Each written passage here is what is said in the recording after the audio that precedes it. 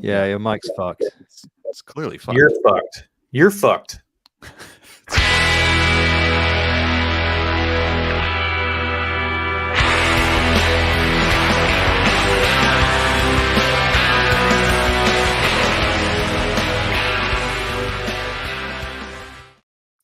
Welcome to Game of Nodes, the most rapidly demonetized podcast on YouTube. Yeah, we're like independent validators or whatever. Usurper does the editing. Usurper does the editing for the podcast version. So I know that this bit sounds much slicker on the playback than I ever do it live. You know, I take out all. Yeah, I take play out with it a all little. of. Yeah. Oh, you play the recording and then you just drop us right in at when something actually starts getting said. Yeah, I take all your bambling, and I just kind of cut all that out. So yeah, you not listen to it. The playback, it's like 22 minutes long. It's really it's only 24 minutes. It's like one piece of toast, or maybe two pieces of toast with exactly the right amount of butter and Marmite on them. I could tell that you're Googling for the webpage where it exists to look at the times right now. I can see it in your eyes. Is he right? Did I get caught out? Does he actually delete my amazing words? You're so professional. Oh, your mic sounds very nice professional indeed. So we have there's a bunch of news this week. There's a bunch of stuff going on. Main thing is our sponsorship of NFT Nashville, right? Mm-hmm. Yeah, this coming Saturday. Yep, this coming Saturday, the 4th. Go look at it at geez, why you can't give me NFTnashville.io. Sorry. It's coming this 4th. It's we are a sponsor, even though our logo is not correct still, even though I brought it up like 4 times. That's okay. Doesn't matter. But yeah, it's out there. So yeah, so we're talking about I really wasn't planning. I'm the closest to this, and I wasn't planning on going by quite a long way. By quite a long way. By a long way. So and there's not really great directs for us there, but I was looking around. I might try to get down there. So there's both Shane and Jorge are coming up, which is pretty exciting. I haven't seen those guys in a couple of years, and so that would be nice to see everybody else at NFT Nashville. So hopefully it's a really good event and good sponsors. Great town. It's only a day. I'm gonna try to see if I can do it. There is Nashville. One great sponsor. One super great sponsor. Yeah. Yep. Agreed. I assume you're talking about gelato. Yeah, jalopy. Yeah, so we'll see what happens. Real S tier sponsor that we're competing with. So the Fray has brought back his Mariner jumper for another go. Still cold there, bud. This is what I wear from like because October of the academia, because March. Of future Dr. Fray. I mean, okay. The great thing about this very not landing joke you're making is that you can go back 52 episodes to like this time last year or something, and you'll see this jumper come out on the podcast, which happens every week, Wednesday at 2100 UTC. Game of Nodes. Don't forget to like and subscribe. We have a corpus, a body of work at this point, Null. Yeah, but you were always going to be the future Dr. Fray. No one's convinced that you weren't ever going to do a doctorate. Me? Maybe? I mean, okay. I think Usurper's tagline of "drink every time you hear PhD." I think that we need to institute that one, because this is going to be a very long 5 years. It's already going to be a long 5 years, because 5 years is a long time. I hate to tell you. To be honest, saying the future Dr. Fray is a lot less abusive to me than saying the Fray all the time. Saying like the artist formerly known as Prince. Yeah, sure. Just kind of like, or it'll be the artist in future known as Prince. I don't even know what's going on here. It's all getting a bit Futurama. So, big week of yawping for everybody. We're big week of yawping. Big week of yawping. The launches are the launches, man. We got the DYDX and the Celestia and probably some other stuff that no one cares about. But the big ones everyone's been waiting for. staking is going great. The people still have not realized to not just click the first thing in the list. So I'm not sure how the Celestia one went because we're not validating there, but I can tell you in the DYDX launch, victory goes to those with platforms and easy one clicks with their thing at the top. So yeah, and Minscan makes that worse as well. Yeah, I was gonna say, remember the staking UIs, like Jan's Alex's one, during App Chain Winter, where just everybody just went, "Oh, that's an alternate staking UI," boom, boom, boom, boom, boom, and staked to their infra. Well, there's also the Udmost one where what's his face got basically all the delegations because he's the only one who had the active staking interface. Well, he actually had the ledger working on his. That was that Imperator? No, that was. No. I thought Imperator had like the actual only working interface between Cosmos and ETH. Nope. Hold on, I'm pulling it up. No, I know exactly what you mean. It still exists, right? It's still out there. Fmods.disperse network, yeah. Yeah, Disperse. Yeah, Jan's Alex. You're right. So same dude. Same dude. Oh, okay. You're saying okay. Yeah. I want to say his name is Giancarlo something from his GitHub, but Jan's Alex was his handle. So can we take a moment just to talk about this this Chorus One bridge interface? Yeah. So they, I guess. Yeah. So one of the first bridges to go up before any of the official bridge. So you have to understand that okay, to the listeners, we're talking about stuff that we know about. So just a little bit of background. There is a bridge that's required to get your DYDX from the Ethereum chain to the new DYDX chain. DYDX is in their initial phase, their alpha phase, which is the staking phase. So basically, they're trying to get people to bring across their DYDX onto DYDX chain so that they can, get the staking happening on the chain and increase the security before they decide to put up the proposal to bring across and make live the trading platform, which is going to run concurrently with V4.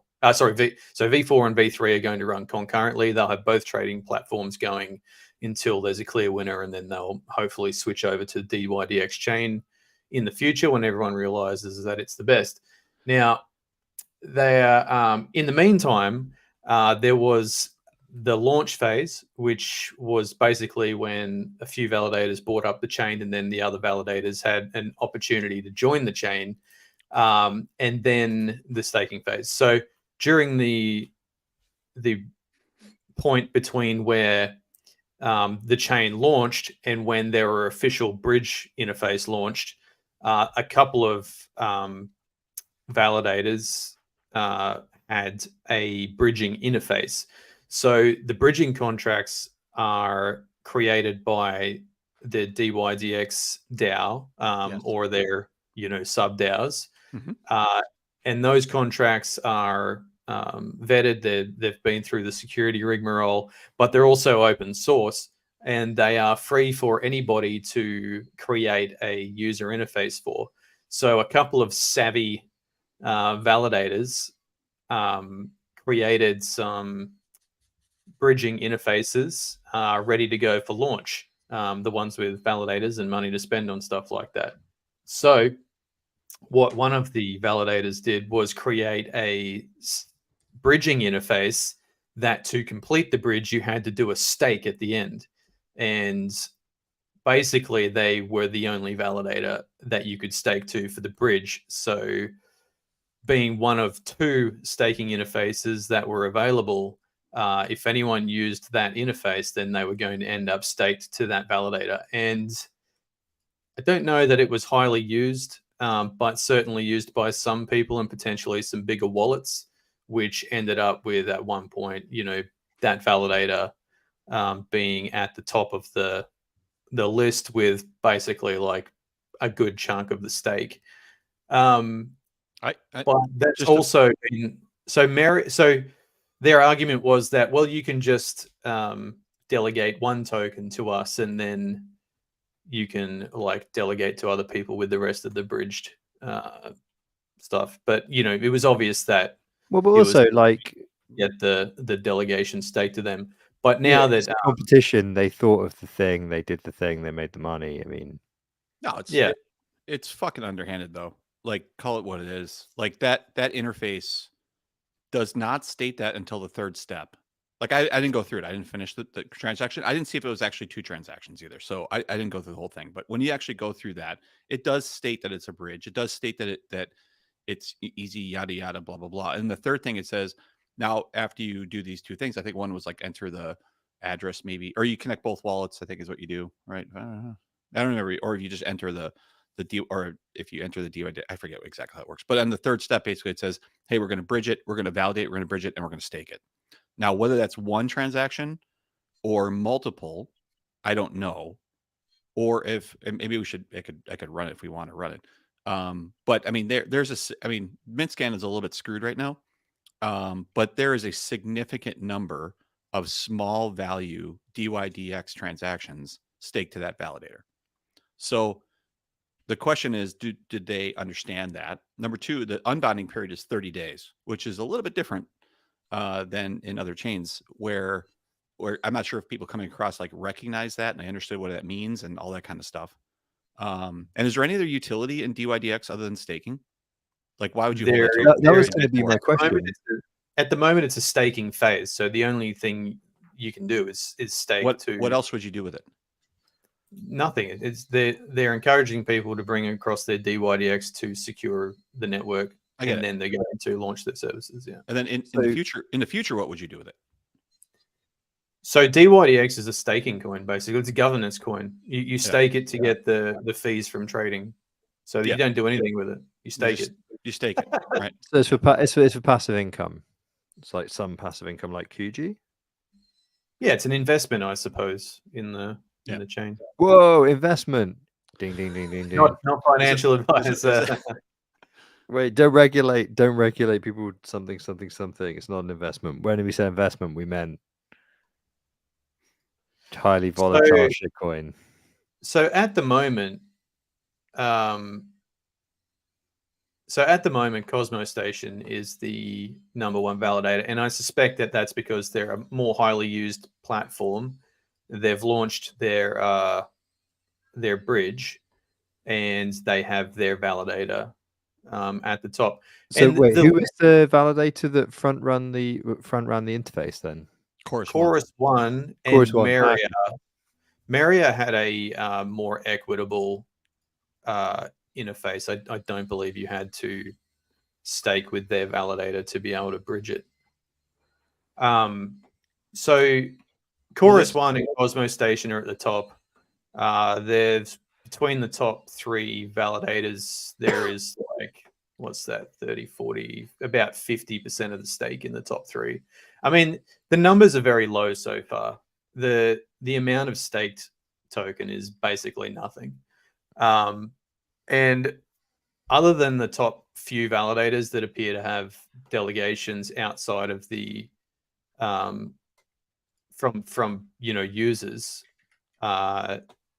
the rest of the set, I'm pretty sure, is all self-stake by validators just desperately trying to stay in the active set. So we have self-staked.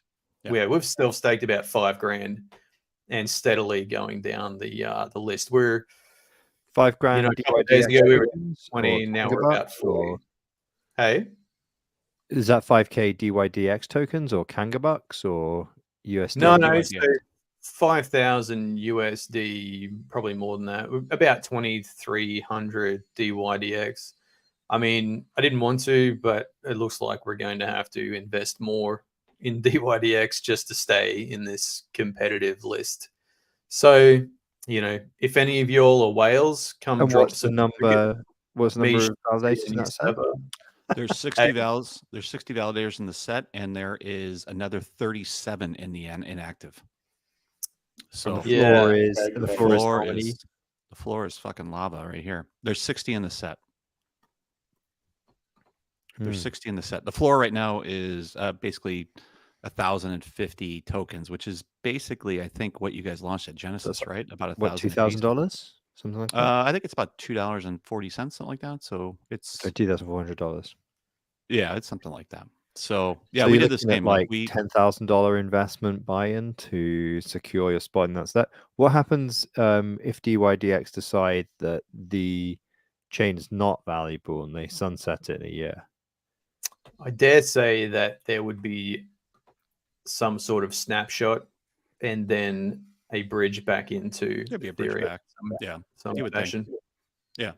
Because it's kind of interesting, like from a I guess from an incentive perspective, like whether or not people are incentivized to move their tokens out of Ethereum into So DYDX. there is I guess actually they just probably call it an L2, right? They probably are just marketing it as that so that normal users don't give a shit. no, because they don't give a they're shit. definitely calling it DYDX chain, and they do have, it seems, some sort of staking incentive.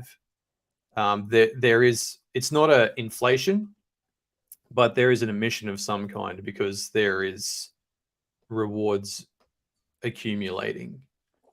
So Staking yeah, rewards or just some kind of passive accumulation of something? no. It's too big to be gas. So I do believe that they passed a vote at some point to have an incentive program during this staking phase, which is actually coming out of a treasury of some kind from somewhere. This is a So little bit like Mars. Mars did a similar thing, didn't it? Like the first short period, there was like an accelerated. There was like a run in of staking, and then some kind of change. I can't. Maybe I remember that wrong. So the draw card for DYDX is the trading fees.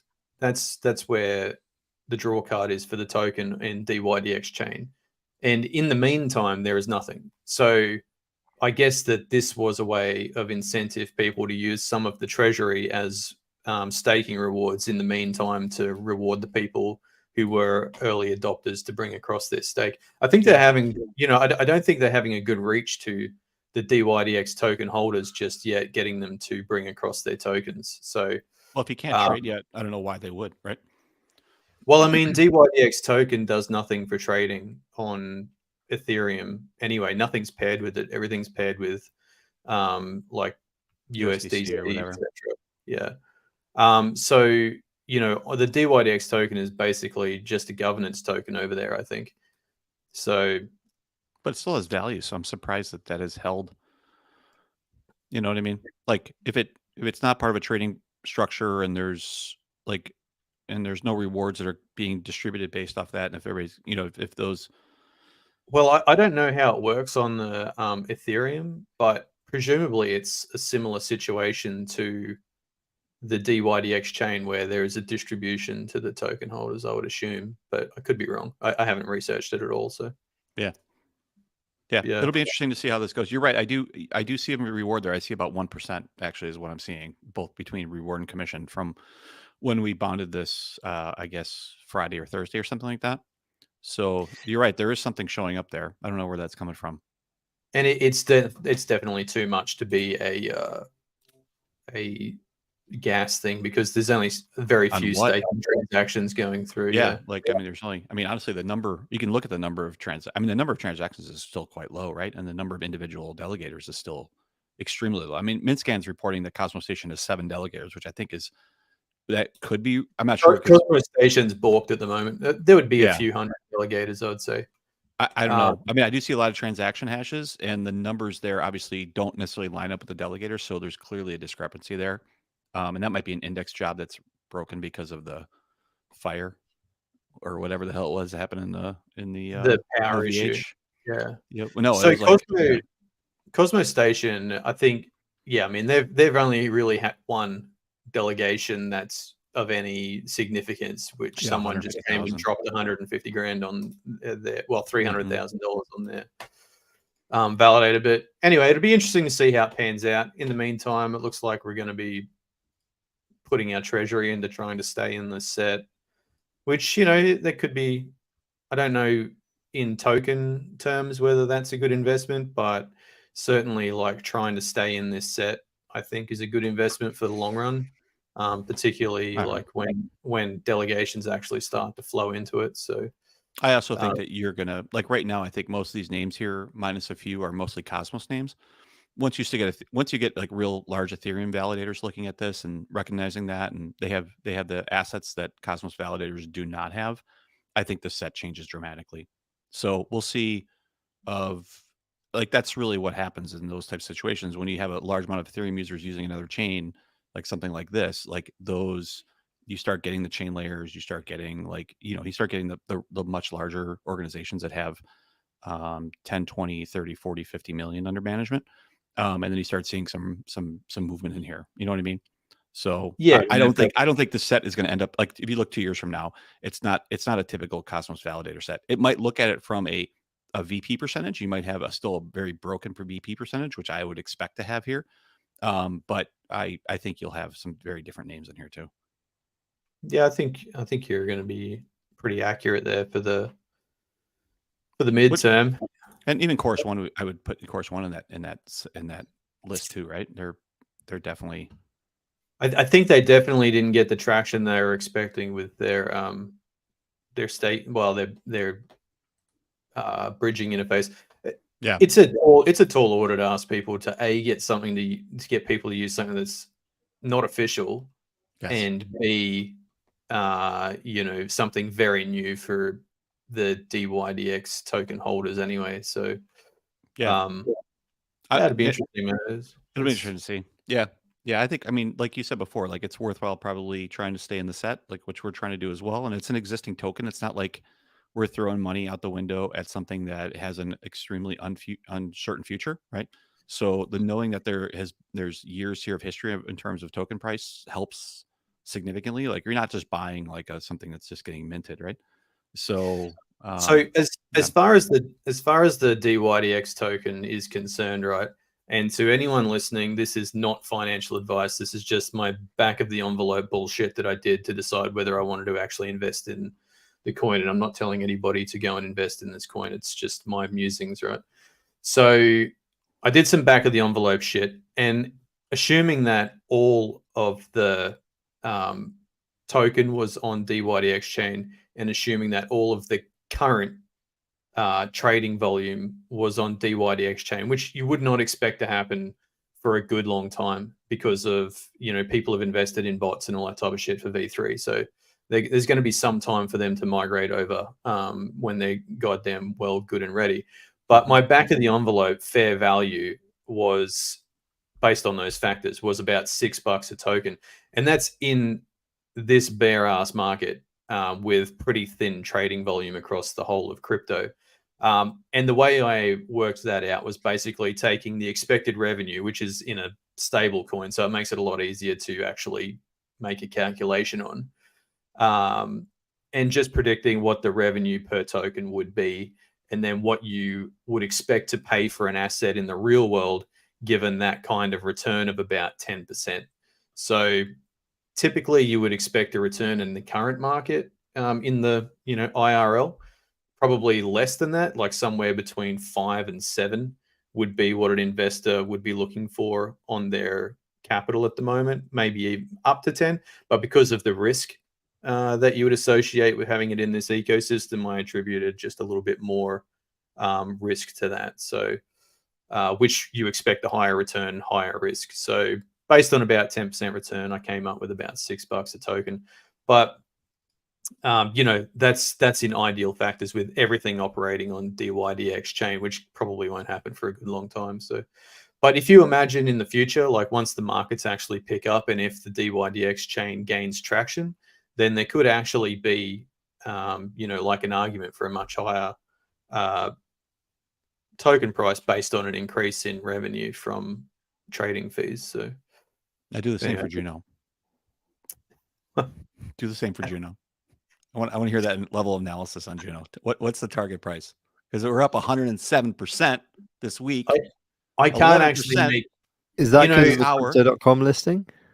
I don't know. Yeah. So we'll get to that. But so I'm like, I do calculations for investments in the traditional finance area, like, stocks and property and stuff, just to see if we want to do any kind of investment in that. And I'll tell you what, man, it is fucking much easier IRL to come up with a capital value of something. And DYDX is literally the only thing that I've been able to apply my there's a history IRL knowledge to actually come up with something that might represent what the value of that thing might be under certain conditions. So it's been great. But even then, it can still go to zero. I mean, it's like back to the. Of course, it's like anything, and it's fucking crypto. Like, chain could fall apart, thing could get hacked. There could be no adoption of the chain. It might be really hard to get people to coax people across from that Ethereum ecosystem. So, who knows what's going to happen with DYDX chain? Who knows what's going to happen with DYDX token? But in any case, I did some calculations, and they don't look too terrible. Do not invest based off those calculations, please. Do not fucking invest based on anything we say. DYOR. Yeah, we do not provide We do not provide any financial advice whatsoever. No. This is the ramblings of mad people. Yeah. So take from it nothing. Take nothing from this. Take nothing from this podcast because it will not benefit you IRL at all. So anyway, and the other launch was Celestia. Now, I know nothing of Celestia. I was looking at the testnet at one point and then was distracted by shiny things elsewhere. So I don't know. Either of you guys shed some light on what's going on over there? Schultz? Schultz, not really. I know its claim to fame is modularity. So the way it's supposed to work is kind of like a anybody who knows anything is going to hate me for any way I describe this.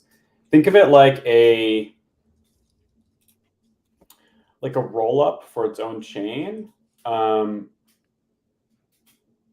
That's weird. And then it uses like other chains to create that data availability. So like Kive and Celestia would work hand in hand to create modular chains. That's kind of the best I can describe it. And I can't go any deeper than that because I've only read through it like once or twice. I think you're on the wrong mic as well. How was the launch situation?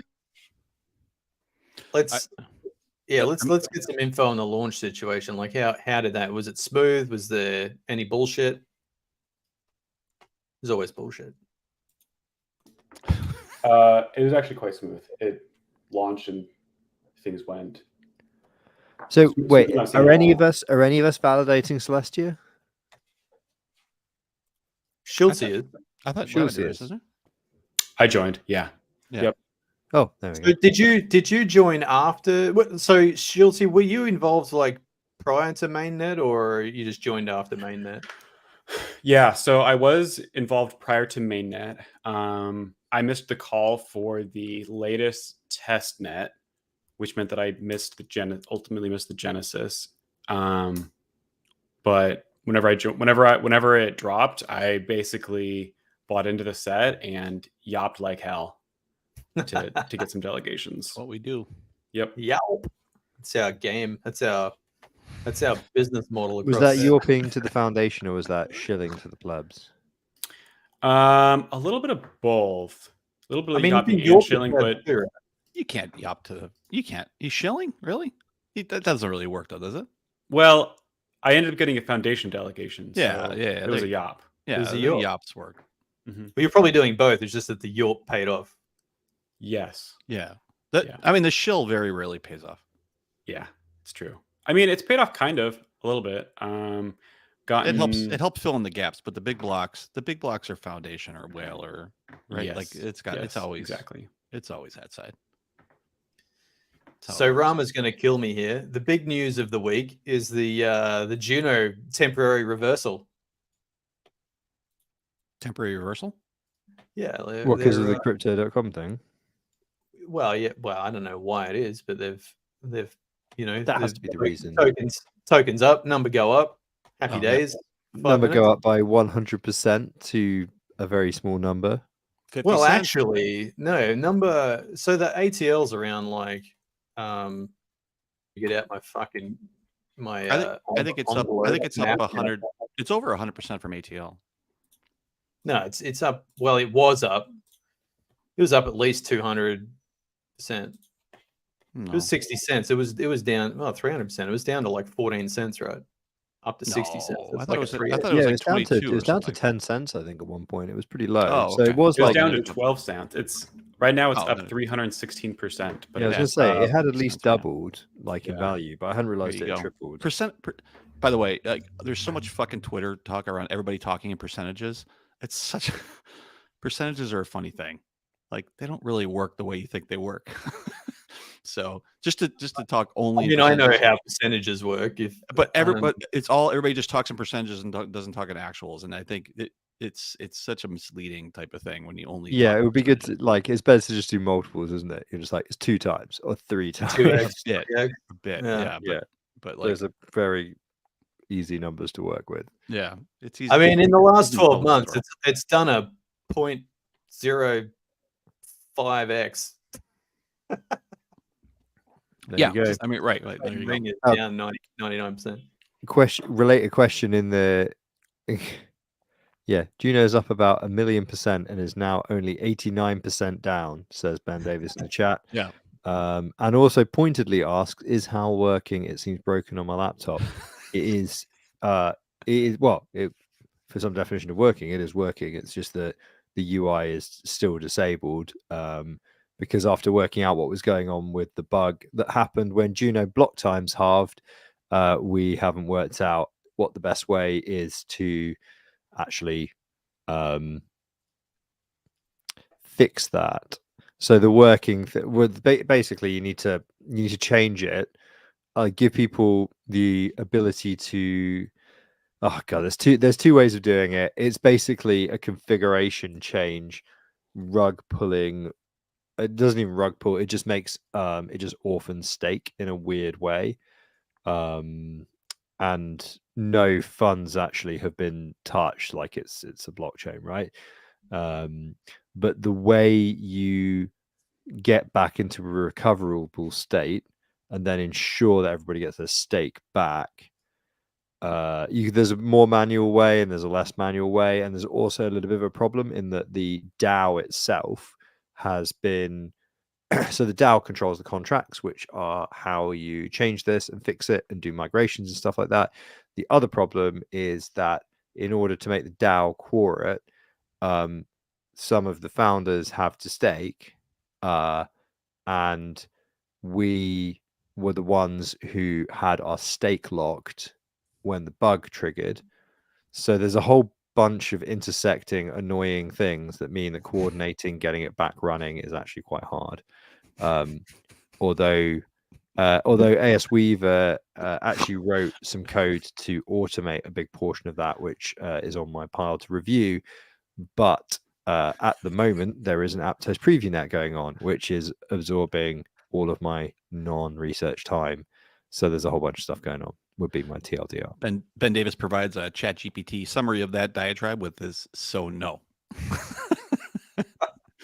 Smart contracts are hard. Yeah. Don't at me. It's not working. Simple no would have been fine. So some other fun stuff this week. Robert Kelly has Robert Kelly I don't know. Kelly Well, I don't know. It's kind of fun because he's got Yar at the end of his name. Anyway, thanks for the memes, Robert. Has done a psychoanalysis of the Cosmos ecosystem, which is kind of fun. Now, I'm not the authority on this particular topic. I did read through the very lengthy synopsis on the Cosmos ecosystem about a week ago. Most of it slipped my mind to now, but basically it just outlines this gentleman, and he is a qualified professional, I believe. His observations of the culture and the what would you say? Like, it's the culture and like a few of the main players' personalities, yeah, and how that reflects on the Cosmos ecosystem as a whole. And it's not a glowing review. He does say at one point, however, that Cosmos is not a cult. And you know, the thing that I've noticed about things that are definitely not cults is that you have to say they're not a cult unless somebody might get the wrong idea that they are a cult. For example, I'm a member of a racing bicycle club, and we often, when we're in the pub, we just sort of there'll just be a lull in the conversation, and somebody will be like, "But this is not a cult. This is not a cult," and everybody just nods, laughs, and they go back to their beer, because that's a normal thing to do when you're in a not a cult, is to reflect. I read that as well. That was part of his Robert's initial comment. That must have been that's a weird comment to come with, like walking into this and having those conversations, which means it must have been repeated to him, right? Like he must have heard that it's a cult multiple times in his conversations for him to regurgitate and say it's not a cult. Like that's not usually something you would just start out with, right? Like well, why would anybody think there are two things, and I don't know which one is funnier, right? Is that people repeatedly said to him, "This is a cult," or people repeatedly said to him, "This isn't a cult," both of which are very, very normal behavior. As I've established, that it's very those normal. things definitely happen. There's no doubt about it. I go into a shared office 2 days a week, and I sit down at my desk with my coffee that I've got from the coffee shop along the road, and I open the paper for just while I'm drinking the coffee for a couple of minutes before I start my working day. And one of the, not my co-workers, because obviously it's a shared working space, but somebody will drift in, and yeah, as they pass my desk, they'll say, "Morning." They'll look around, they'll say, "It's not a cult," and then they'll go to their desk and start their working day. Like, these are very normal social interactions that you just have throughout your working day, throughout your everyday life. I go to drop my baby off at like a swimming group, and they're just like, "All right, come pick him up at 3. It's not a cult." And I'm like, I think actually, I want to take my baby back, please. I originally found this, I think, on the day he posted it, on the 24th. I got linked to it or something similar to that. And then there was some, Bendy and No Man, wherever that is, and like there's Tricky and even Zacky's in there and things like that. There were some nice, reasonable replies to it and everything else. And then I forgot, like you, like I forgot about it, right? And then it came back to him, like I should go back and look at that thread. And of course, completely off the fucking rails, right? Like it just, of course, it went the Cosmos way, which was just fucking drunk driving right directly into a tree. Have you seen the fucking one? There's a link in there. The J one. So the Jay made a post on the 28th, and it's fucking huge. Jay's post it's so good. It is that good. I struggle to believe that Chris Morris didn't write it.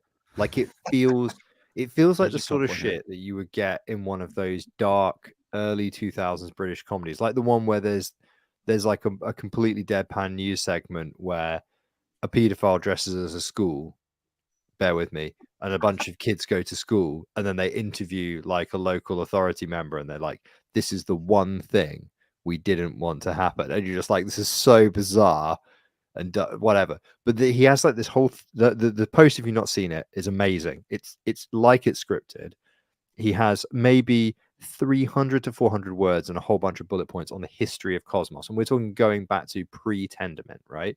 So like all of the All in Bits stuff, Ethan's Bookman's original involvement, and how he started working on it as part of his thesis to describe it and test it, and when Tendermint came along, that is. And then after like sort of a number of bullet points, 400 words maybe, like a long piece of the history of the ecosystem, there's then this paragraph. I've actually got to read it out. It's definitely not libelous to just read out what somebody's put on the internet publicly, is it? So there is this paragraph, right? So before this, it's just a technical person describing the formation of an organization and the technical hurdles to overcome to get there. It's very, very normal forum chat with technical people. Before you read the paragraph, describe how far into the fucking post Well, it is. it's a lot of bullet points, right? And it's There's a several lot of years of history. I mean, it's going from, I think 2012 is when that description of history starts. And we're talking, we're now at like 2016, 2017, maybe 2018, right? In the history of what would become the cosmos. When this paragraph appears, during this time, I learned that Chris Harbin self-admittedly saved George Soros in Thailand during the IMF incident, that he is ex-MI6, laundered money for Obama using jet fuel. I later learned that he is also the lead funder for Brexit. He is also clearly a major funder of Ethereum. He also apparently had a major role in Tether, the project that was founded by the infamous Brock Pierce. I'm not even going to talk about the string of deaths of my friends around that fellow. Now, like the first half of it reads like a drill tweet. Like just the I was first gonna say sentence it reads totally like reads Hideo like a drill tweet. Kojima plot lines. It's like and then it Gear. goes off the rail even It's more. like, and then the Patriots were actually the Shadow Patriots, 200 meters below Hudson Bay, and they were running a shadow New York. It wasn't the real New York, but it looked a lot like normal New York, but it had robots in it. And you're like, whoa, Kojima, calm down. It's okay to like not fill the entire game with words. You can have some gameplay. But then the best thing about this paragraph, right? That paragraph comes in, no judgments anyway. And then he just segues without missing a beat back into the history of the formation of essentially Tendermint Foundation, ICF, all that kind of stuff. And you're like, what? Did I hallucinate that other bit? And then it's okay because he does several follow-up posts, including just quoting an extensive piece of scripture. So you know, the wheels come off again after a little while. But just for that one moment, you're like, "Did I really read that? Did I imagine that?" It's in there. I also like how later he talks about he has this very small admission of insanity. He goes, after I resigned from AIB by popular demand, in parens, though nobody sane would have agreed if they were in my shoes. Like, wait a minute. You said the quiet bit out loud. Yeah, exactly. There is one line in here that just says Jesus is King of Kings. Have you seen his wrap? There's a 3-point wrap up right at the bottom where it says something Message like to the Church of Theseus. There's like those that walk that tolerate evil are evil. Jesus is the King of Kings, something, and you're like, cool. And then the best thing is that the post directly after it just treats, it's like several posts in a row, right? The post directly after that just treats that like it didn't happen, and it's just like, some interesting organizational points. However, I'm going to take your OP to pieces. And they just like basically just slate the guy. They're like, I've crawled through your LinkedIn and I have some questions about your professional like credibility. And it's like, wow, okay, somebody in crypto is questioning credentials. Let's get the popcorn, lads. It's funny that the last word in his original post is checkmate. Yeah. I saw that. Yeah. Anyway, this That's thread. a t-shirt. And then there's conspiracy theories are like, who this guy, not Jay, but Robert, like where did it come from and who's paying this and why is this now? And then of course you have, like today I saw all the posts around like, do you know what the hell you're talking about? And like, why would I trust you? And it seems like your career is kind of a shit show, like all that kind of thing. Like whether or not these conclusions are correct or not. But and then like to this guy's credit, man, when he responds to things, he doesn't lose his temper. He keeps a pretty even keel on it, and he's actually given a lot more personal information than I would in these situations related to background and other types of things that were asked. Yeah, I saw that and I was like, you really shouldn't have. Yeah, like you should read the room, dude. Yeah. You should take heed from Prop 16 and listen to Game of Notes and learn some of the mistakes that were Jacob's made. in here now. Reasoning with a mob. Yeah, this is a hell of a thread. But so take it back to like, we're doing the news, right? And we have opinions on news. What's your take on the OP that kicked off that thread? Like, what's your take on that post? I know we've all read it. I thought that I mean, I don't know how much history this guy has. I mean, he says he doesn't have that much. I mean, some of these things related to pain and trauma in the community, the fact that there's a lack of leadership, and there's an incredible amount of hard work going on. Like, there's a huge amount of fatigue with the bear. Like, I think all his points are directly on, right? I think he makes excellent points through all those. I think, um, I think the idea of, the idea of like this leadership needs to come together. I mean, I would agree with that, but it just seems like the people in these roles are not wired for that type of communication.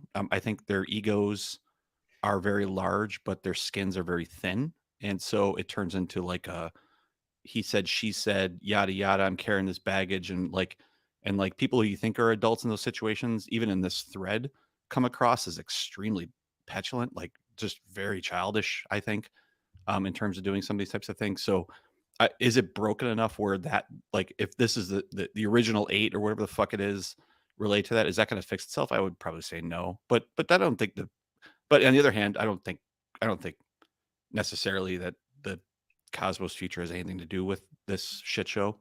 Like, there'll be other ways that this technology continues, whether or not this group figures it out, or if they give a shit, or if they blow themselves up, or whatever else. So, but I thought his points were right on. I think from it being from a positive perspective, hey, these are things that had to happen, and we need to like use communication and collaboration and well-being and all this type of stuff, I think is probably correct. I don't think this group here, like these names that are on this list, have any possibility of doing that. And then even when you talk about like trying to pull that together, everybody screams to centralization. And I also don't think that having 10,000 names in that meeting makes sense either. I think that's probably the wrong way. And I don't think it gets solved through governance of like the whole community. I don't think the community can figure it out either. So yeah, I don't know. I'm curious what you guys think.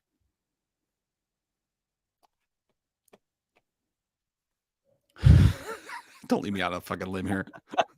It just would have been a perfect time to hit the fucking rug. And that's the end of the podcast, folks. And there we go.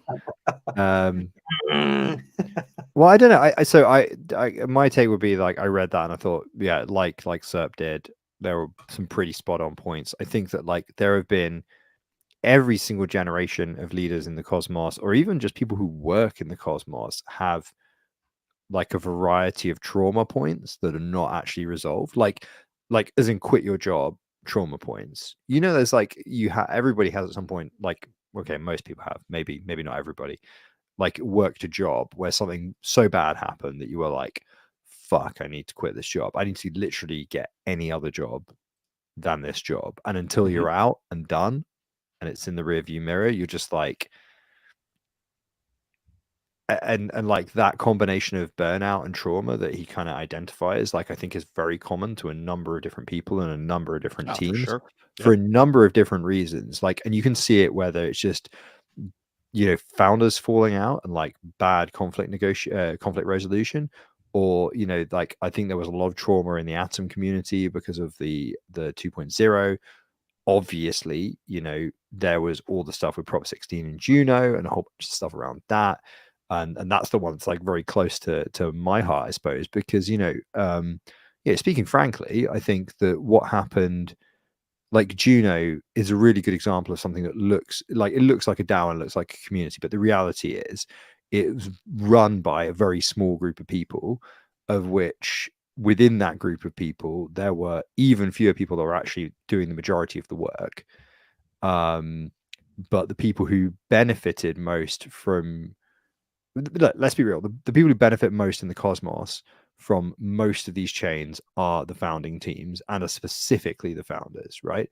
So there's two things here, which is like, number one, do you even think that, so he's like get all the founders together to go to a wellness retreat, whatever. Like, I'm very, very, very oversimplifying. But like the real problem is actually that if you're serious about the cosmos being a new type of economic system, right? The problem we have in the UK, right, historically, is that we grandfathered in the land rights of the people that conquered in 1066, right? And the country can't move on. You can't move on when the people that were there right at the very beginning own the whole party, like own a huge portion of the land, and by extension own the wealth, own the politics, own the national consensus, all that sort of stuff. that is the problem in the cosmos, right? And the fact that this guy can speak to such a small group of people for what is ostensibly a very large ecosystem and say these people need to sort it out because they're having an outsized impact on the ecosystem is just like saying Rupert Murdoch controls too much of the media. It's the same problem in a completely new context, or it's a variation on the same problem. So I think I kind of read all of his points and go, oh yeah, but the remedy is different, right?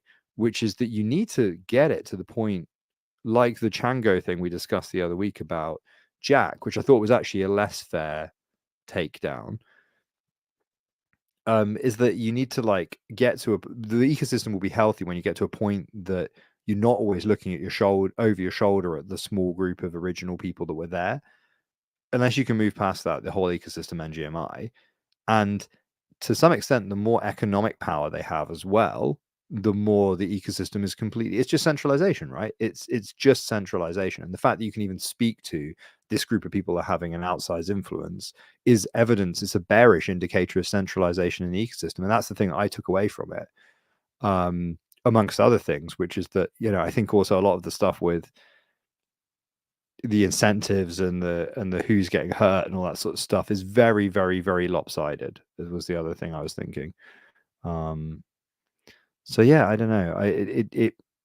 It said a lot of things that I guess I knew and I've been thinking about. But you know, when somebody just collects a lot of thoughts into one place and you're like, that's put very well. Yes, I agree with this. I thought it was. And he's pretty positive around how he feels. He phrases it very nicely. He's very positive. He does.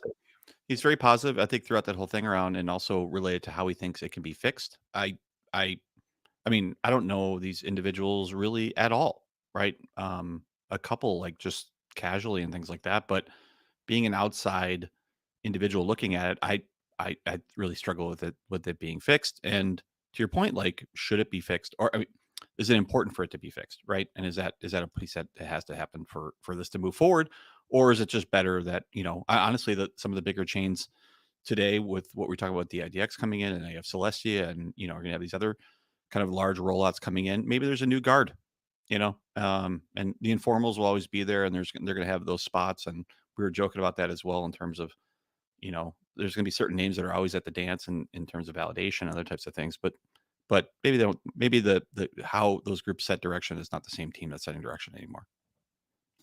I certainly have that hope. Like if you look at the Skip team or Kajira or I guess even DYDX, like those are really strong teams that don't have that baggage that all the Cosmos OGs do. Like Skip, I always love interacting with Skip. Yeah. They're such friendly folks. They're wicked smart. Same goes for like Code Hands, even though he won't join the podcast. Like they're just good folks to work with. And there's competition between them. Absolutely. DYDX and Kujira are directly competitors, but there is an enmity, right? It's healthy competition. And there is outright enmity between the Cosmos OGs. Yeah, for sure. It was, you do wonder if it's just like one of those things where you have toxicity at the top and it begets toxicity in an organization, and then that organization, you know, most of the kind of OG orgs and validates and a lot of that stuff was the proliferation of people from that environment, right? And it's that classic thing, right? You know, people always say the people who are bullied become bullies, right?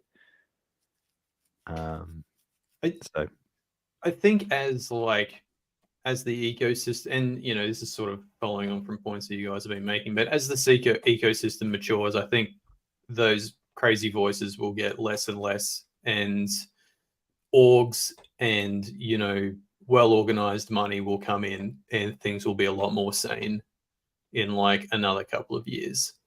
The whole way that the ecosystem works is just, there's a lot of small teams, there's a lot of strong personalities, there's a lot of fucking crazy people, but I think as time goes by, like those voices are going to get diluted by others that people actually want to fucking listen to.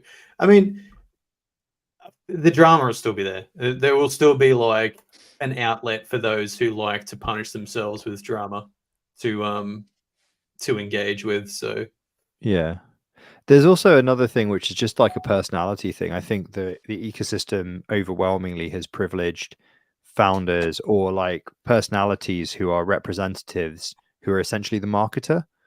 So there's like a very strong connection between fucking shilling, I suppose.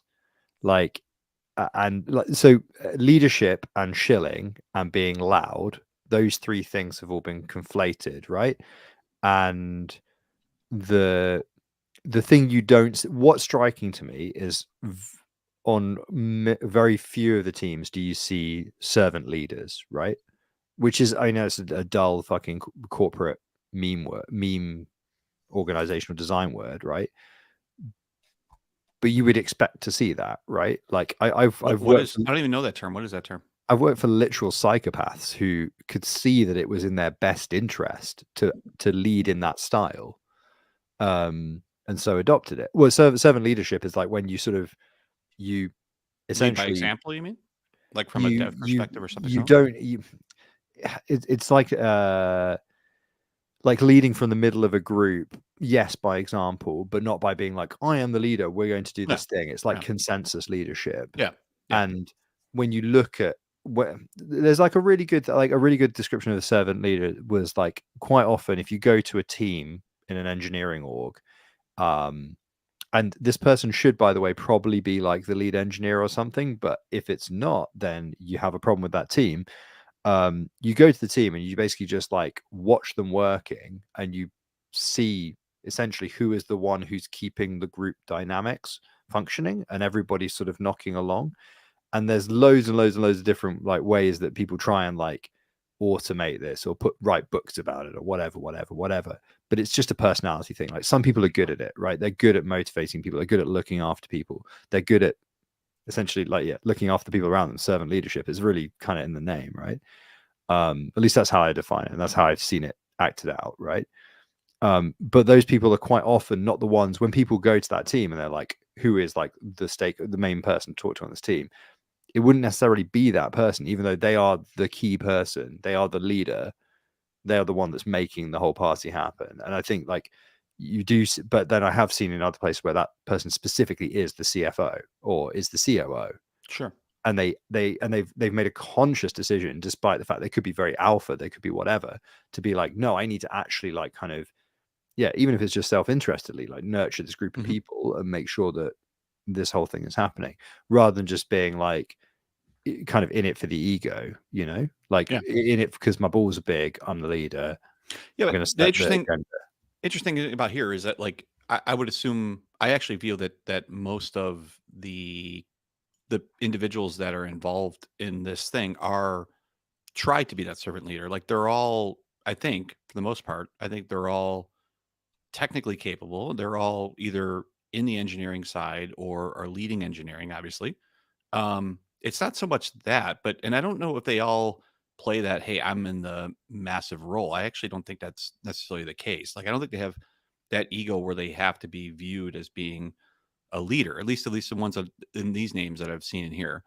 But what the interesting part of that is it seems like whenever there's a disagreement, it constantly goes back to that person is being deceivious, or they're either being like unfair, or they're doing something sneaky, or they're doing something behind the scenes. Like it kind of seems like it automatically instantly goes to a bad place, or they don't feel like their contributions are noticed, or somebody puts their name on something even though we developed it as a team. Like it all becomes that type of thing. And I'm not sure if if those things are true, number one, or if it's more about they want to that somebody wants to be viewed as an individual versus as part of this group that's creating those types of things. But man, it sure seems like it fucking devolves into name calling and bullshit pretty quick. At least in the conversations that I've seen. Like it sure seems to fall apart fast, right? Like if somebody's name's like not on a GitHub thing, it's not like, hey, can you add my name because I was involved? It seems like it fucking turns into a, like they're having a parade on the fucking street and like everybody's burning torches. And I've like, seen that. I've seen that happen more than once. It just goes absolutely out of control, and you just, I don't know. A lot of that is, you know what, how people talk to each other. I think like it's just kind of, there's probably a better way of putting it, but it's like a lack of respect. Like it's people being very online and especially over text as well. The fact that a lot of the communications via text and people don't like take 5 to, you're like text is really hard to get across nuance and almost nobody's talking over voice. And although, some when the chips are down, some voice calls do happen. And I can remember some when people were just screaming till the mic distorted down the virtual phone at each other. So, these and this is like I've never seen like the level of bad behavior, but then you just like in any organization I work for, but then, this is a bunch of nerds on the internet, right? These are all DAOs, whatever. By the way, I Googled the definition of servant leadership just to check myself, right? And the one-liner summary is a leader who prioritizes achieving concrete objectives as a team rather than accumulating power or organizational power, or like notoriety, if you like. So it's that thing of like somebody might not even be aware of who they are as a leader, but they would be able to say, oh, that organization shipped that thing. That's pretty cool. Who's the CTO? Don't know. Literally don't know, mate. Like, I think, like, to Schultz's point, like, I would put, like, Skip in that case. Skipper like that. Yeah. Henry They're just shipping Penumbra, stuff, like, seems like that. Penumbra seem like that. Team kind of seems like that. I don't know that team very well enough, but, like, well, we know and love Asaf, basically. Like so. that, like, his vibe to me is always like, we're executing this as a team, right? Like, it's never about him. Like, there's obviously we worked with a lot of teams like that, right? So, which is interesting, isn't it? Because as soon as we sort of looked at that post and we're like, oh yeah, blah blah blah, and then as soon as we start to think about it, we actually have thought of a number of teams who maybe don't in any way play. And I know we've only listed a few there, but it does go to show you though, in terms of mental space, how much of the air in the room is being sucked up by a few people and like the drama. Yeah, and you are like this thread is. I mean, honestly, I was being nice. This thread is a fucking disaster. Like, it's a goddamn embarrassment. It really is. Like, gee, like. I thought it was a great read. It reminded me of that. Oh yeah. Do any of you? This is a really niche internet deep cut. I don't even know if this made it out of the UK, but there was a band back in the early 2000s called My Vitriol, right? And they were very like flash in the pan. They did one album. It was like quite a big rock album, then disappeared. Like 10 years later, they came back and they were going to crowdfund an album. And it was just a shit show. And it was a shit show that went on for years. They just didn't get it together. Maybe they used the money for drugs. It was all this other stuff. And there was this one thread on a music forum called Drowned in Sound, right? And it was just, somebody originally started it, was just like, I'm just trying to get a handle on what the fuck has happened here. Here is my bullet point list of what I think has happened so far. And it was like, this date, CD is supposed to ship. Don't ship, blah, blah, blah. And then this thread ended up becoming its own like drama magnet. It went on for multiple years. The band were ostensibly creating sock puppet accounts to post, and then people were threatened with libel. It was amazing. It was like the most fucked up thread on a forum ever, and it was hilarious, like deeply hilarious. And there were just too many personalities all just talking across each other. It was mad, and it went on for years. This reminds me of that. Just like it reminds me of opening up that thread after a long time and just being like, huh, wow, they're still doing this, huh? It's got a 14-day timeout. I already set a reminder to make sure at 13 days I'm going back in there, make sure if anybody, I'm keeping the sucker alive. Back in. This thing's not getting archived. We got to go. Stir the pot. Ask some bad question. Yeah. What about this? Well, I mean, that's kind of an interesting part of him posting in the Cosmophobe forum specifically, right? It feels like if he wasn't expecting a bad reaction like that, he would have posted it like somewhere that wasn't the Cosmophobe forum. Like that obviously is the best place to put it, but it could have been like on Medium or something and posted to Twitter. He got good feedback though, right? Don't you think? I mean, he did. Before it went off the rails, I should say. Yes. Yeah. Before he got off the rails, he had great feedback. Yeah. But posting there means that it had to go off the rails. There wasn't any other option, right? True. Yeah. Yeah. Also, I think... Yeah, it was inevitable. Yeah. I mean, Robert, we never met you. If you're looking for follow-on business, dude, I would look elsewhere. Like, I don't know if this is really a workshop. Let's go rent a house somewhere and figure this out. I think I agreed. Ryan was a little salty about this topic as well. Even in the show notes, I called it out. But like, I agree. Like he's trying to find if there's business here, which is like, who isn't, right? But I mean, geez, could you imagine facilitating this fucking conversation? Good God, what a It would be. It'd be like Dr. Phil. It would be. it would mad. be worse. It would It would be. be like Jerry Springer. They'd be punching each other. It would be fires. You'd have to like Harry, Robert. you'd have to like Jay would be you have to throwing empty the holy knives out of the water drawers and on- everything. Like you'd really have to. Yeah, it'd be madness. It'd be mad. There'd be I- like I'd like every someone to 20 film minutes it. or so, they'd bring out like a midget or a hooker or some fucking dev that's like, you know, a gimp.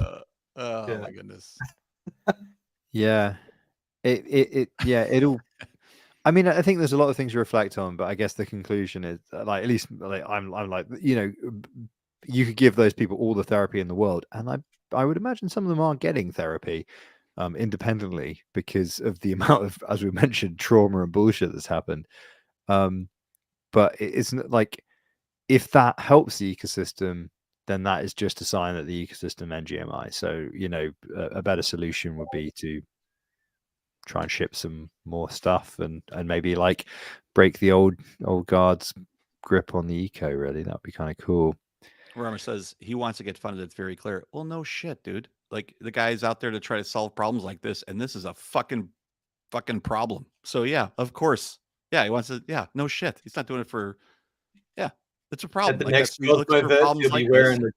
you'll be wearing the t-shirt. I'm the Cosmos Forum guy and like handing out fucking cards. So, have any of you seen the Metallica documentary, Some Kind of Monster? No. Maybe I have. It's a while ago, though, right? Isn't that old? Okay, so the premise of it is that they're going to make an album, and then things just fall off the rails, and astonishingly, they already have the documentary makers in, right?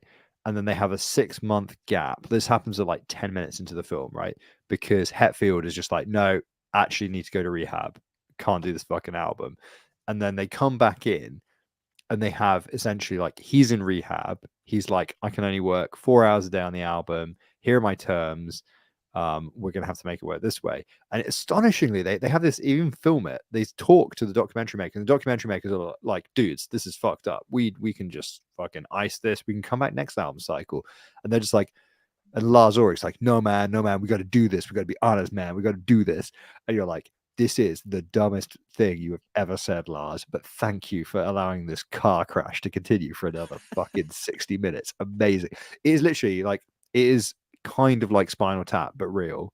And you can, it's just a complete shit show. But the best bit of it is that they get essentially like an organizational psychologist, right, to come in for the band. And there's a bunch of intensely awkward scenes that happen as a result. Like, he tries to get them together with Dave Mustaine, who they fired in the 80s, right? And there's this scene where Dave Mustaine like is talking like, I mean, he's a massively successful artist in his own right? Big Four of thrash, all this sort of stuff. And it's like these grown men trying to like have a conversation about the way they've hurt each other. And he's just like, yeah, man, I guess I never really got over it. And all this kind of shit. What the this is fucking insanity. Like it's the whole thing is total insanity. And this guy feels a little bit like that guy, Phil. He's called Phil in Some Kind of Monster. You're just like, are you sure? Are you sure you know what you're getting into when you take this You really gig? want this? Do you really want? I mean, the money's good, but do you really want this? By the way, if you've not seen Some Kind of Monster, hard recommend. Like, just get that on, get it on. It's madness. All right, are we done with this stupid thing? Should we do a No, drill tweet? Let's do a drill tweet of the week as a palate cleanser. All right. Okay. Who wants to go? No, we've been talking over him for an hour. You've been talking over. Oh, stop. Fuck, man. You just went straight You're in the special thanks section, Niall. And my thumb was lying on a Twitter user called Cumboy. COME, right?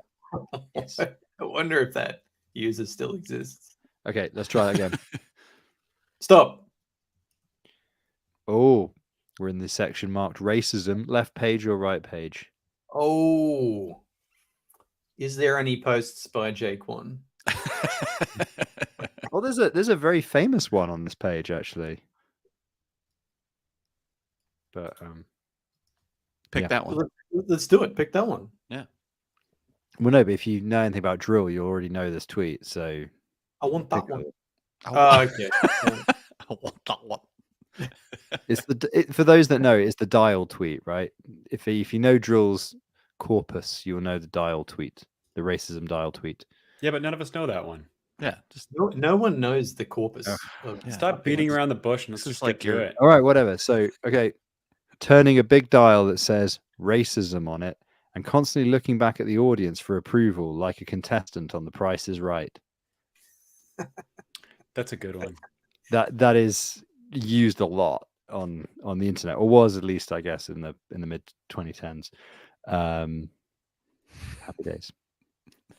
Seems like a lot of the comedy acts these days, and not necessarily just racism, but general outrageous things. And they're like, you can see they're sort of testing the audience to see how far they can go until they sort of get a little bit of pushback. You know what I'm saying?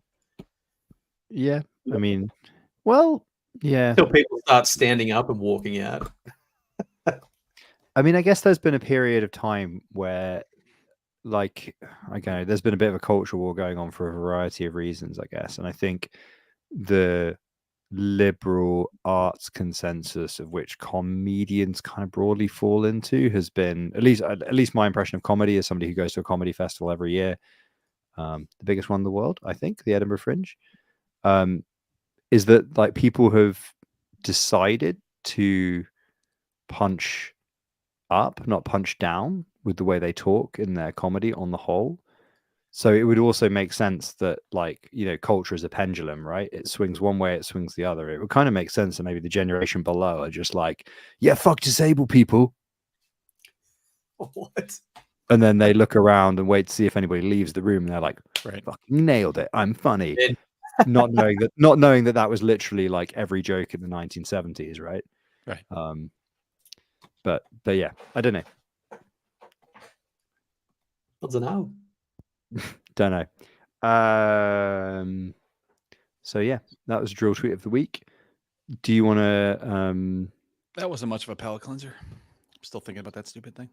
still think about it? I could do another one. No, that's all right. That's all right. Nope, you asked, so here we are. Right. Say when. Stop. Oh, we're in the trolls section. Left page or right page? Left. Reader's Which choice. number? Reader's choice. All the trolls talk shit about my profession as an artisanal ass wiper, but when they see my fine selection of towels, they beg for my services. There you go. That's kind of like that Cosmos forum post, isn't it? It's a little bit. Yeah. This is what I mean. The drill tweets, they're kind of relevant. They're oddly relevant. So, all right, let's move on. Does anyone here know what in the fuck the snowtrace.io is? So, Avalanche C Chain Explorer, but like, so the news is that they're shutting down, right? And this is because of licensing fees from Etherscan, of which they do look pretty similar. Of, wait for it, $2 million. Is that a year? Do you know? Is that what that is? That, wow, Apparently per year. things are denominated in per year around here. This isn't even. How is this even monetized? It's not, right? I don't know, but that's Like, how would fucking Snowtrace insane. be monetized? Well, know. maybe they would look to get institutions to pay for it in some I would way. assume so, right? It would have to come from Avalanche or something. That's got to be there. That's got to But be who- there. I just want to, like, I mean, there's 100 copies of this. There's same thing for, I think, Optimism, Arbitrum, Base uses it. I think BNB Chain uses it. Like, there's a million copies of the same structure, right? Anything that's ERC20 is like somehow taking that and repurposing it for their needs. who in the Etherscan fuck is paying sucks, too. licensing fees of $2 million? Again, like, I don't know where. I mean, if they think that there's $5 million of revenue that they're generating off this, and they want to charge $2 for the use of it, I can understand that. I just don't see where the hell the revenue side comes in. So where is the, like, Welcome what do to Business with Usurper. What I want to know is A weekly podcast on doing elementary maths to reveal that a company is unprofitable and has no revenue stream. Yeah. Well, what the hell? like, what do they get for their $2 million? Is what I'm referring to. Like, yeah, okay, they've built the thing, they licensed the code base, but like, in what reality would that kind of like licensing fee be required to maintain the software plus profit? Like, that is, I feel like that's a markup of about fucking 20x on expenses. I mean, it's huge.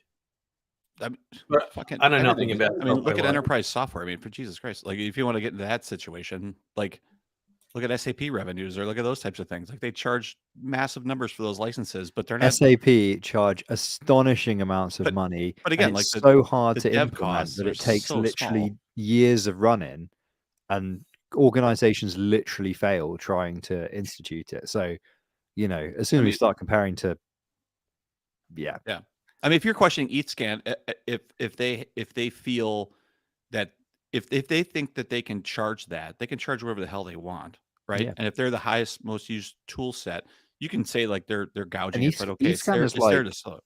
They really have a grip on that market. It's back to like everything about, well, okay, not everything. A lot of things about ETH are just like mad centralized, right? That's why it's easy to use. That's why it has the user base at the moment.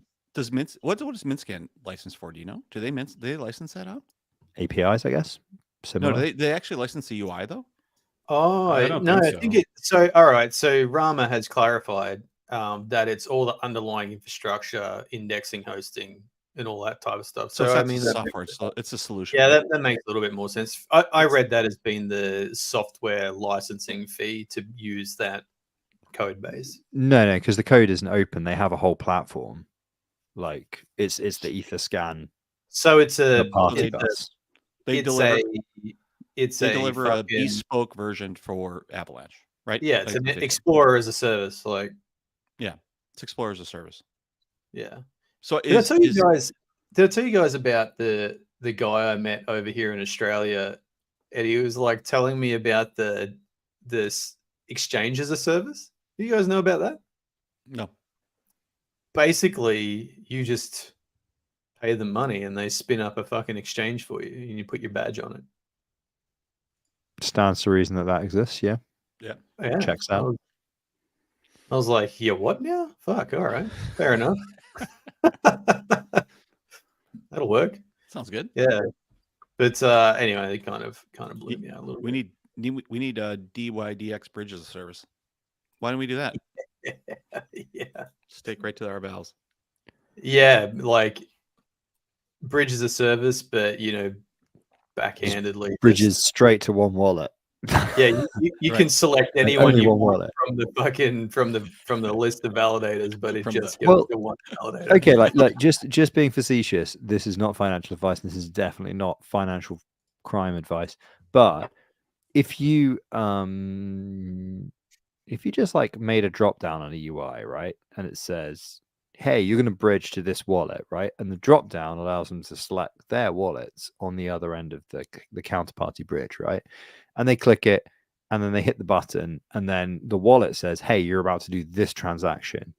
What percentage of users do you think would actually look in that code, that payload, to verify that what they had selected in the UI was definitely the same as the payload? At least a handful. I reckon I like the blind signing in MetaMask better because that doesn't tell you shit. That's right. It's like to use that platform, turn on blind signing. Okay. Okay. Yeah. Wait. So, because I haven't used MetaMask in literally years, right? I don't hold anything on ETH anymore. Don't really do anything on ETH. Don't care. Whatever. I'm kind of an anti-boomer. I'm an anti-ETH boomer. Anyway, you don't like money. I don't like making money, which is why I don't get involved in Ethereum. No, I made money in Ethereum, and then I was like, this technology is boring. I want to go work on. I don't want to go. Who gives a fuck? Anyway, it's boring. I'm not interested. Made some money. Time to get the fuck out. So Ethereum, that was that. Do you really not see the payload in MetaMask? Because I remember seeing like So some Depends on the contract. there is a setting on your ledger that says to enable blind signing, and what that is that it just does not tell you all of the crap in the transaction. It's just a much shorter message, Correct. encoded, and you just, it's 2 clicks instead of 45. But yeah, a lot of things don't work. Like a lot of these dodgy ass platforms that people just fucking click their buttons on have got this thing called blind signing, and you just don't see what the transaction is really. You see them in MetaMask, but you don't see the details, right? You Yeah. can't you can't verify addresses within Ledger and No, those it's type like, of things. well, you Especially could for if smart you it's all smart contract type of things. It's not so much like just simple staking or Yeah. That's horrifying. yeah. It's Cool. funny that it's just funny that it's the option, like blind signing. All right, fucking Okay. that sounds perfectly safe. I'll do that. There'd be millions of people out there doing it.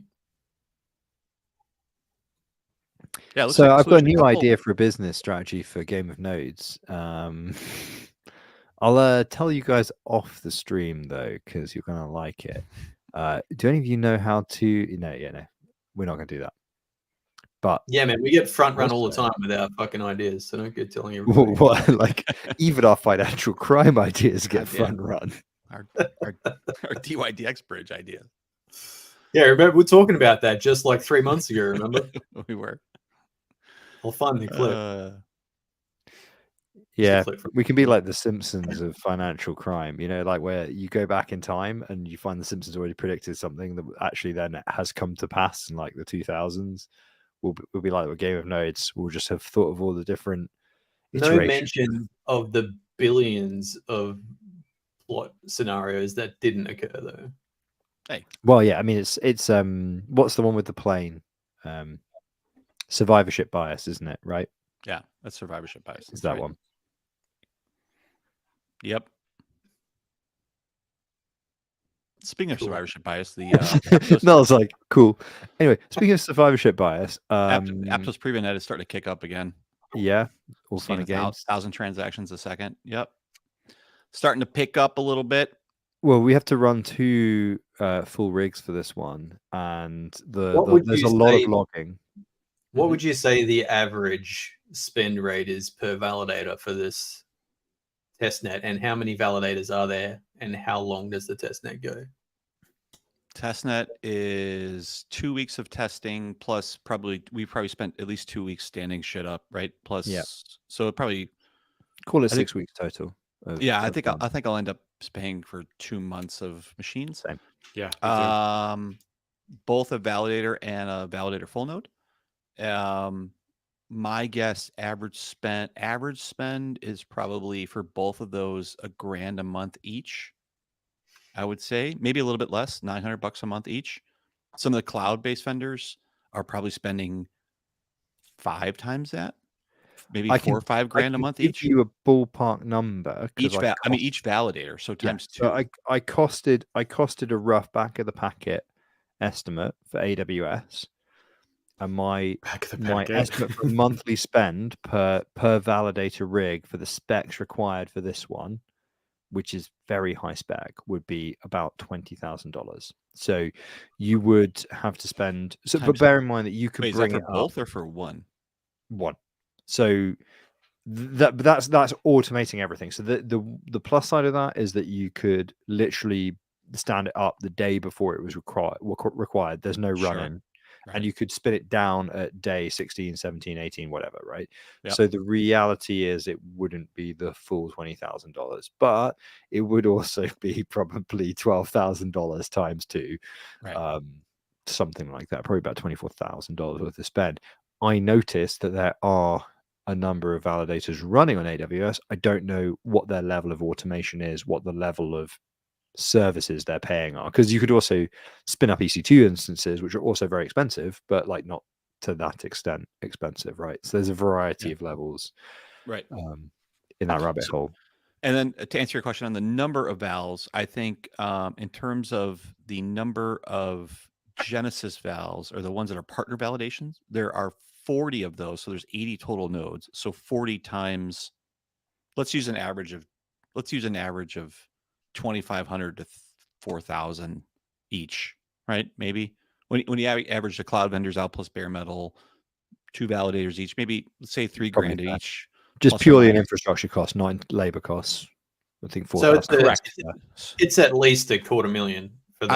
I would think it's somewhere between $150,000 and $250,000. Yes, for a 6-week type of thing. Plus, you also have community validators. Community validators, there's another 30 that I think are running just one node, if I'm understanding that correctly. And so I think your guess of 200,000 to 250 is probably in the ballpark, all in. And that's probably just infrastructure. If you add time in there, if you actually put in time, it would probably double. Yeah, it'd be at least half. Wow, probably more than double. Let's fucking go. There's not there's not a ton of time involved, but I mean, there's a lot of time set up and everything else. But yeah, it's probably close to $400,000 or $500,000. So that's a lot. Yes. What is the spec? Like, what is the required spec for that? Their goal is between 48 and 64. They call it cores, but really what they mean is threads, because in the version you're really talking a thread as a core. But probably what you're thinking is 48 to 60. They're called 48 to 64 threads.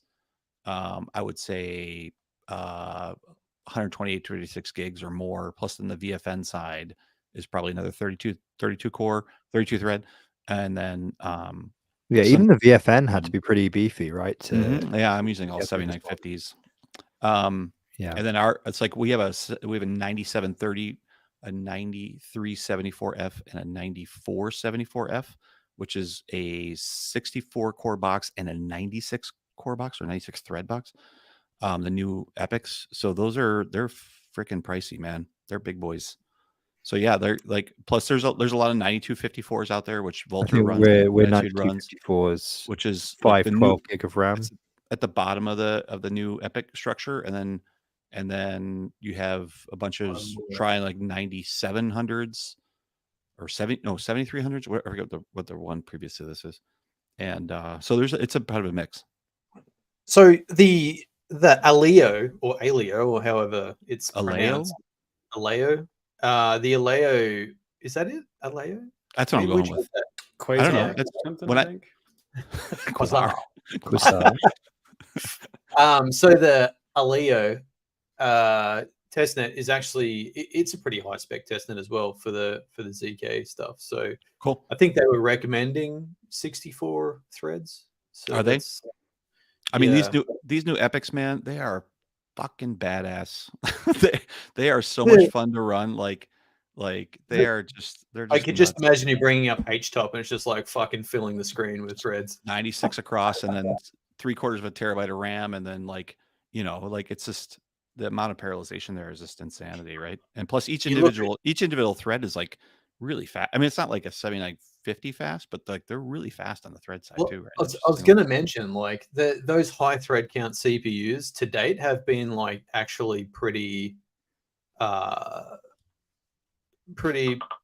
slow threads. So like what type of core, you mean? Yeah, well, all the threads are not taking into turbo, but a lot of them around like 2.2 gigahertz, where that doesn't necessarily work very well for some applications. Correct. No matter how many threads you got, if your parallelization is not fantastic in your application, correct, then it can be a huge bottleneck. So like these new epics, what kind of my 9374F is a 32 core 64 thread that runs at 3.85 gigahertz that boosts to 4.5. That is impressive. Yeah, that's nice. It's kind of like